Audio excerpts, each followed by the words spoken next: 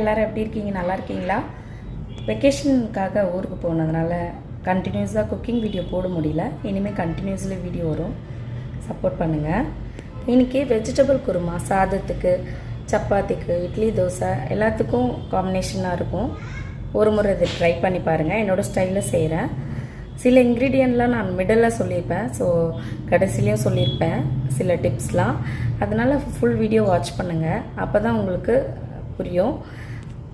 ஊருக்கு போனதுனால த்ரோட் ரொம்ப ஒரு மாதிரி இருக்குது, தண்ணி மாறி மாறி குடித்ததுனால கொஞ்சம் அட்ஜஸ்ட் பண்ணிக்கோங்க. கண்டினியூஸாக வீடியோ பாருங்கள், ப்ளீஸ் சப்போர்ட் பண்ணுங்கள். வாங்க வீடியோக்குள்ளே போகலாம்.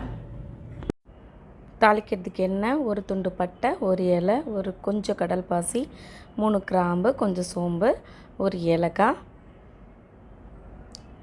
1 ஸ்பூன் இஞ்சி, ஒரு 100 கிராம் பச்சை பட்டாணி, மஞ்சத்தூள், 2 மீடியம் சைஸ் வெங்காயம், ஒரு பச்சை மிளகாய், தக்காளி, 4 அவரைக்காய், 2 கேரட், 2 பீன்ஸ், 4 முந்திரி பருப்பு, கொஞ்சம் சோம்பு, ஒரு 50 கிராம் உடைச்ச கடலை, ஒரு அரை முடி தேங்காய்ங்க. இதை பேஸ்ட்டை அரைச்சி வச்சுக்கலாம். இப்போ தாளிக்கலாம். எண்ணெய் தேவையான அளவு. எண்ணெய் காஞ்சதும் ஸ்பைசஸ்லாம் போட்டுக்கலாம். இது கூட நடுவில் சொல்வேன்னு சொல்லியிருந்தேன் இல்லையா, ஸோ மிஸ் பண்ணிட்டேன். ஸ்டார் பூ ஒன்று சேர்த்துக்கோங்க. வெங்காயம் சேர்த்துக்கலாம். வெங்காயம் வதங்கினதும் தக்காளி சேர்த்துடலாம். தக்காளி கொஞ்சம் சாஃப்டாக ஆனதும் காயெலாம் சேர்த்துடலாம். நான் என்னென்ன காய் சேர்க்குறேன்னா, அந்த கேரட், பீன்ஸ் எல்லாமே ஃபஸ்ட்டே சொல்லிட்டேன். உங்களுக்கு வேறு ஏதாவது இது கூட காய் சேர்க்கணுன்னாலும் சேர்க்கலாம். உருளைக்கிழங்கு இதில் சேர்க்க போகிறோம். நம்ம உருளைக்கிழங்கு பார்த்திங்கன்னா நான் ஃபஸ்ட்டு கட் பண்ணல, ஏன்னா அது கலர் சேஞ்ச் ஆகிடுது. அதனால் நான் மிடில் கட் பண்ணி சேர்த்துக்கிறேன். ஸோ இந்த இன்க்ரீடியனும் நான் மிடில் சொல்லியிருக்கேன்.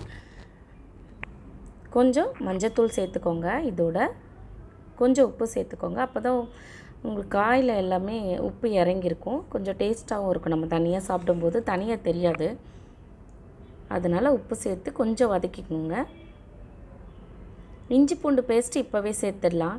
ஏன்னா நம்ம கொஞ்சம் காய் வதக்கிற நேரம் இருக்கும், அப்போது அடி பிடிக்கும். தக்காளி கூடவே நம்ம இஞ்சி பூண்டு பேஸ்ட்டு சேர்த்தோன்னா காயோடு சேர்க்கும்போது நமக்கு அடி பிடிக்காது. அதனால் நான் காய் கூட சேர்த்துருக்கேன்.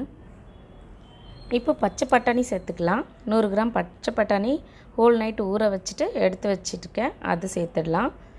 நான் தனியாக வெளியில் வாங்குறதில்ல பச்சை பட்டாணி.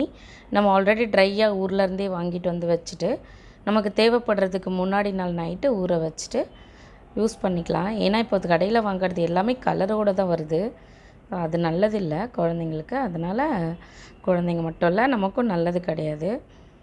இந்த மாதிரி சேர்க்கும்போது அதில் கலர் எதுவும் இருக்காது. இப்போ மிளகாய் பொடி சேர்த்துக்கலாம். 2 ஸ்பூன் மல்லித்தூள், அரை spoon garam masala, 1 spoon chilli powder, இந்த காஷ்மீரி சில்லி இல்லை நீங்கள் என்ன நார்மல் சில்லி யூஸ் பண்ணுறது இருந்தாலும் அது பண்ணிடலாம்.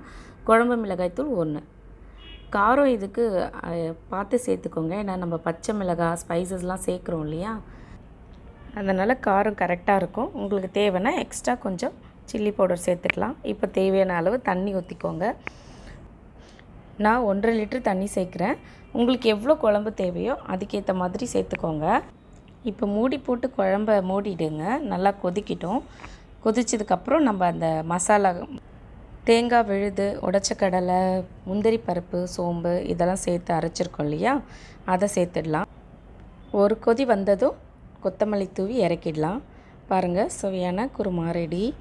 ஒரு முறை செஞ்சு பாருங்கள், கண்டிப்பாக உங்களுக்கு பிடிக்கும். பிடிக்கலைன்னா கமெண்டில் சொல்லுங்கள். பிடிக்காமல் இருக்காது, கண்டிப்பாக பிடிக்கும்.